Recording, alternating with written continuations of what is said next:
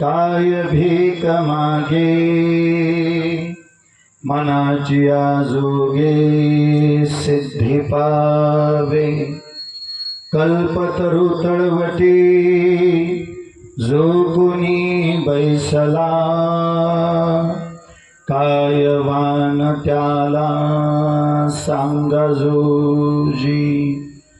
श्री गुरु सारखा असता पाठी राखा इतरांचा लेखा कोण करी।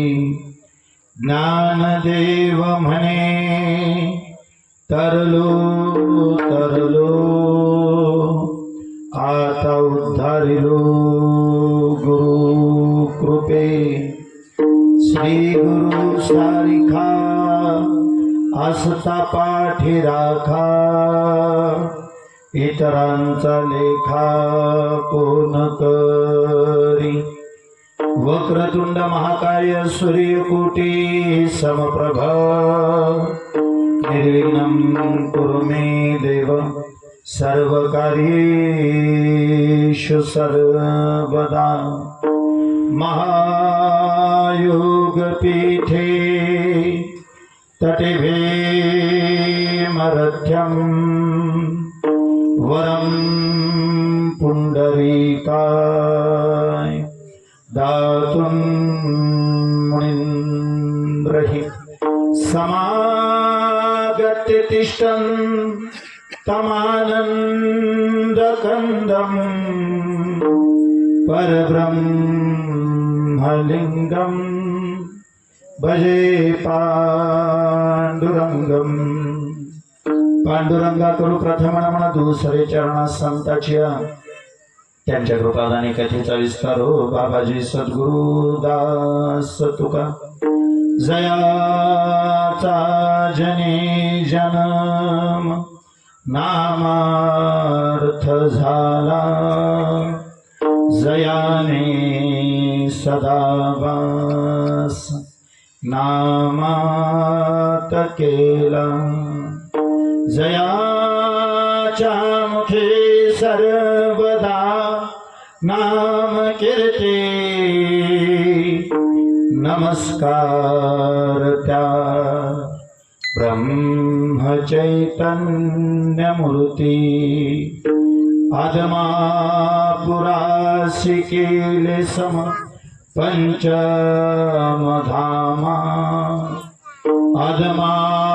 आदमापुरासी केले सम पंचमधामा। नमस्कार माझा सद्गुरु बाळू मामा। मस्तक हे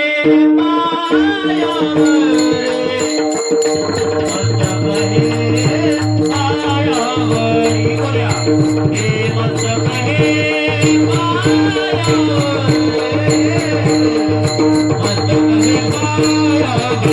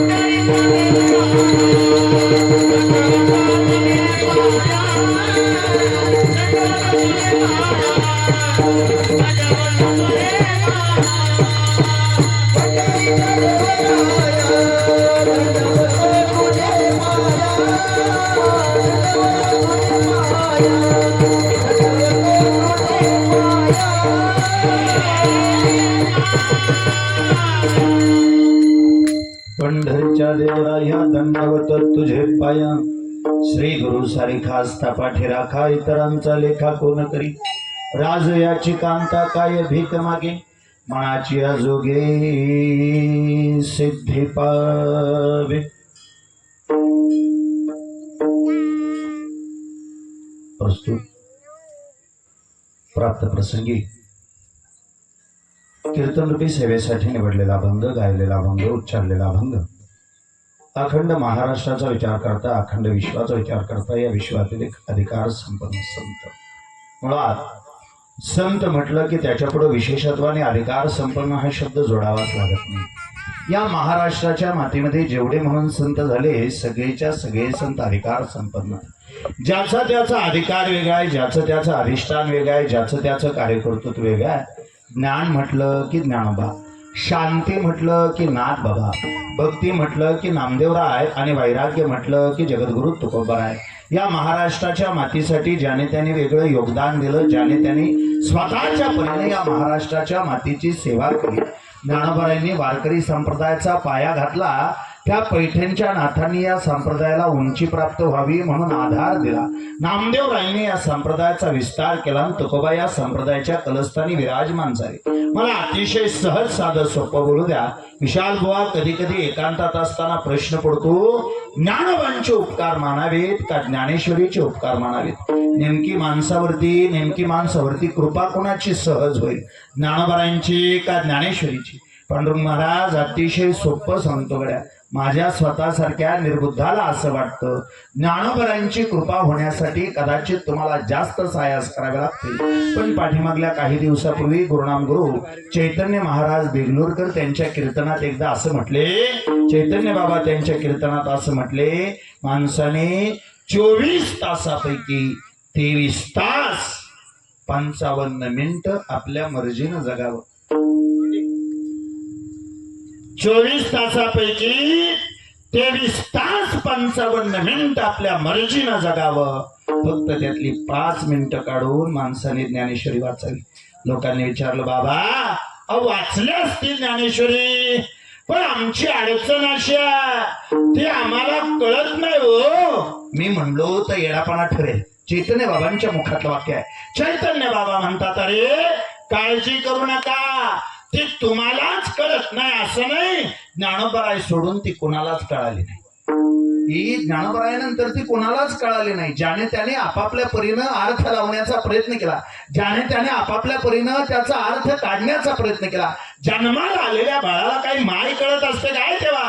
जन्माला आलेल्या बाळाला आई कळत असते काय तेव्हा? पण त्या आईच्या पदराला घेऊन धरून जसं हिसकं देतं ना, तसं आपण ज्ञानेश्वरीच्या अक्षरांच्या जवळ बसावं, ज्ञानेश्वरीच्या अक्षराला आपण हिसके द्यावेत. बाळाने पदराला हिसका दिला की आईला पाना फुटतो, बाळाने पदराला हिसका दिला की आईला पाना फुटतो. तसं आपण ज्ञानेश्वरीच्या अक्षराला झट दिली तर ज्ञानेश्वरीला सुद्धा पाना फुटतो. आणि एकदा जर ज्ञानेश्वरीला पाना फुटला तर माझ्या मुखातून ऐकण्यापेक्षा हे जणाई एके ठिकाणी अशी म्हणते, ज्ञान होय मुढा. एकदा ज्ञानेश्वरीला जर पाना फुटला तर मग ज्ञान होय मुढा, अति मूर्खा, अति मूर्खा त्या दगडा. आता दगड या विषयावर बोलायला मी तुमच्या समोर उभाच राहिलो, पण दगड या विषयाला थोडा स्पर्श करत असताना पाठीमागल्या काही दिवसापूर्वी झाला असं पांडुरंग बुवा, एका नदीच्या काठाला एक कोरडा ठळण दगड होता. पण झाला असं, काही दिवसानंतर नदीला पूर आला आणि प्रचंड मोठा पूर आल्यानंतर काठाचा दगड त्या पुराच्या पाण्याखाली गेला. काठाचा दगड त्या पुराच्या पाण्याखाली गेला. जोपर्यंत पूर होता तोपर्यंत तो दगड ओला चिंब राहिला. पूर होता तोपर्यंत दगड ओला चिंब राहिला. पण होता असं, कोणताही पूर असू द्या ओसरतो एवढं मात्र नाही. काय पूर कोणताही असू द्या, ज्ञानाचा असला तरी ओसरतो, धनाचा असला तरी ओसरतो, संपत्तीचा असला तरी ओसरतो, सामर्थ्याचा असला तरी ओसरतो. पूर आहे म्हणजे ओसरणार नक्की. काही दिवसानंतर त्या पुराचं पाणी ओसरलं आणि काठाला असणारा तो दगड पुन्हा उघडा पडला. थोडं ताट बसून मला कुणीतरी सांगा, ज्यावेळी त्या पुराच्या पाण्यात होता तेव्हा त्या दगडाने त्या पुराच्या पाण्यातले 10 घोट पाणी पिलं का 15 घोट?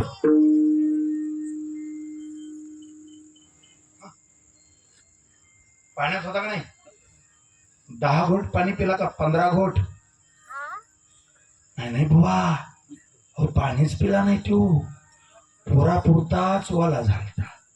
आणि असे बरेच दगड गावोगाव आहेत नाही गळ्याच्या सप्ता बसल्यावर गावात ना असा हिंडतो आपल्यासारख्या रोज टाळ वाजवणाऱ्या माणसाला वाटतं महाराजाची उलटी ज्ञानेश्वरी पाठ आहे. अशी कांबरून घालतो कडक इस्त्रीची, आपल्यासारख्याला प्रश्न पडतो महाराजांची उलटी ज्ञानेश्वरी पाठ ऐकून असतो.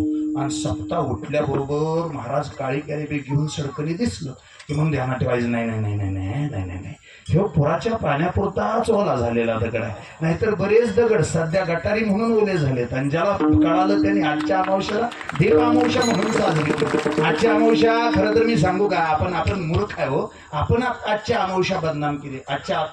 तसं तर विशाल बुवा तिचं नाव गतहारी आहे. आजच्या अमावस्येचं एक नाव आहे गतहारी. गत म्हणजे दुःख हरून टाकणारी गतहारी. आम्ही अपभ्रंश केला आणि गटारी म्हणलो म्हणून बरेच गडी सध्या गटारात चालतात. ह्या अमावस्याला दुसरं नाव आहे दीप अमावस्या. मी तुमच्या बरोबर बोलतो, तुम्ही माझ्या आई आहात, तुम्ही माझ्या बहिणी आहात. कणकीचे 5 दिवे करावेत आणि आज देवासमोर लावावेत. कणकीचे 5 दिवे करावेत आणि देवासमोर लावावेत. हात जोडून त्या दिव्यांकडे बघावं आणि मनातलं जेवढं दुःख आहे ते त्याला सांगून टाकावं. आजची जी अमावस्या आहे ना, त्या अमावस्या नकारात्मक ऊर्जा जाळून टाकते आणि तुमच्या घरात सकारात्मक उजेड पाडते. पण चालू जाऊ द्या, हे मी सांगावं. आणि त्यात तुम्ही आता कीर्तनाला बसलाय, आता तुम्ही माघारी असतो 10-11 वाजता साजरी केलेली असेल अमावस्या असू का बारकाईनं सहज साधं सोपं आहे का गड्या. हे काठाला असणारा तो दगड काही काळापुरता ओला झाला, पुन्हा मात्र तो कोरडाच्या कोरडा राहिला. मला अतिशय जबाबदारीनं सांगू द्या विशाल बुवा, सजीवामध्ये निर्बुद्ध आहे त्याला रेडा म्हणा, आणि निर्जीवामध्ये निर्बुद्ध आहे त्याला दगड म्हणा. मी ज्ञानोबा आणि ज्ञानेश्वरीची कृपा सांगत होतो. माझ्या ज्ञानोबरांची कृपा झाली आणि ज्ञानेश्वरीची कृपा झाली तर सजीवात निर्बुद्ध असणारा रेडा बोलायला लागला आणि निर्जीवात निर्बुद्ध असणारा दगड चालायला लागला. माझी मुद्रामुखी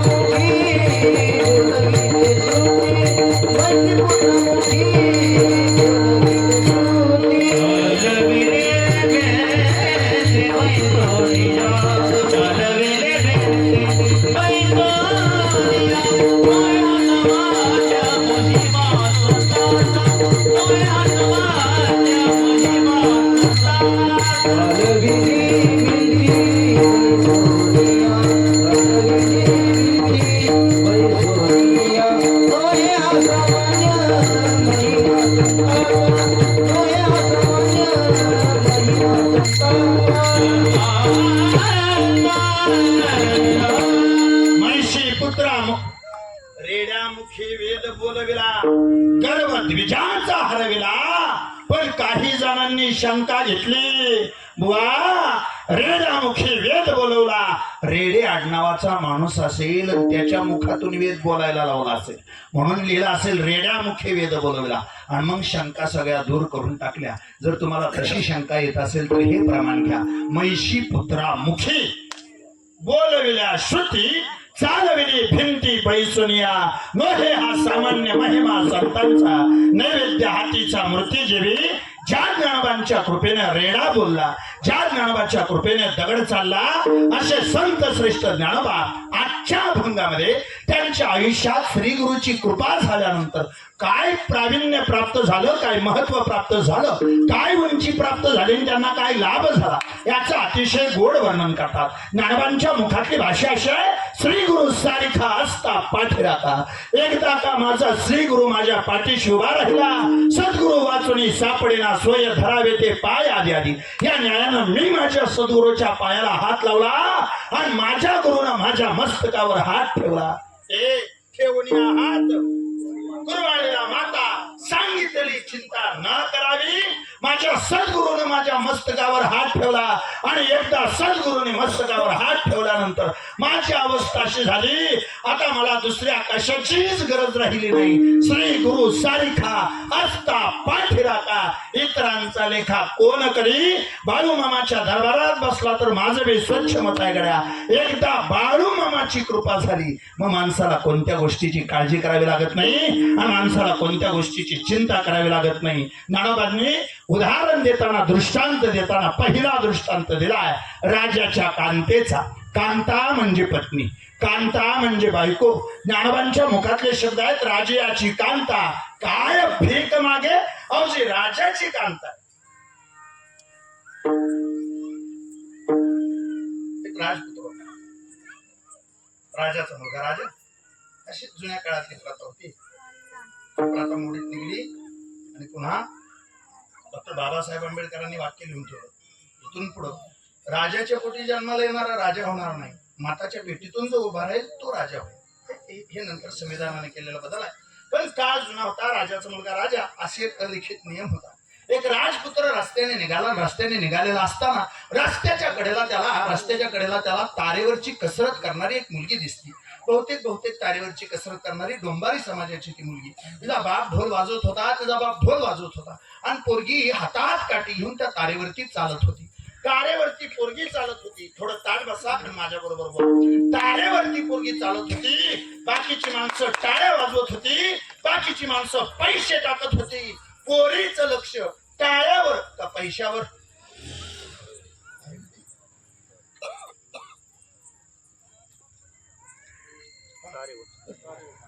वा, पैशावर ध्यान देऊन तार होकल की पैशावर ध्यान द्यायला ते काय कीर्तन करावे. लांब गेलतो हे सांगताना. आणि माझी एक भावना आहे देवा, माझी एक स्वच्छ भावना आहे, वारकऱ्यांचं आयुष्य सुद्धा तारेवरची कसरतच आहे. लोक टाळ्या वाजवतील, लक्ष द्यायचं नसतं. लोक पैशाने भुलवतील, लक्ष द्यायचं नसतं. ती जशी तारेवरती सरळ चालते तसंही आपण आपल्या मार्गाने सरळ चालावं असं मला स्वतःला वाटतं. अतिशय जबाबदारी नाही. ती तारेवरची कसरत करणारी मुलगी त्या राजपुत्राच्या नजरेसमोर आली. एवढी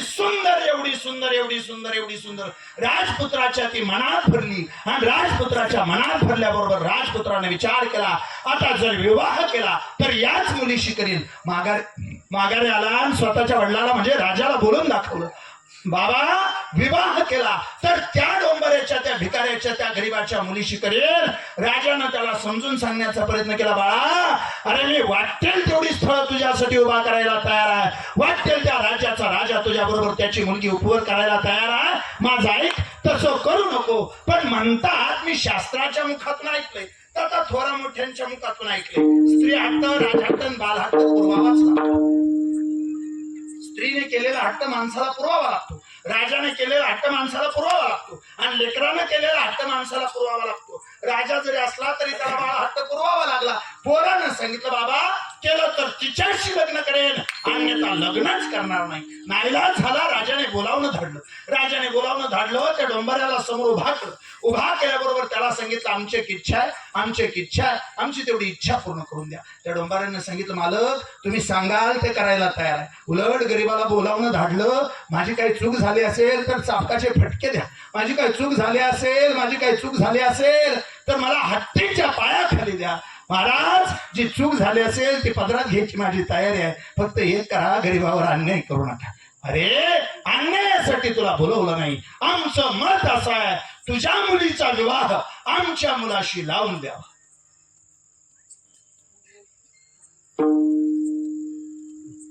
दबागत्या डोळ्याने तिने राजाकडे बघितलं.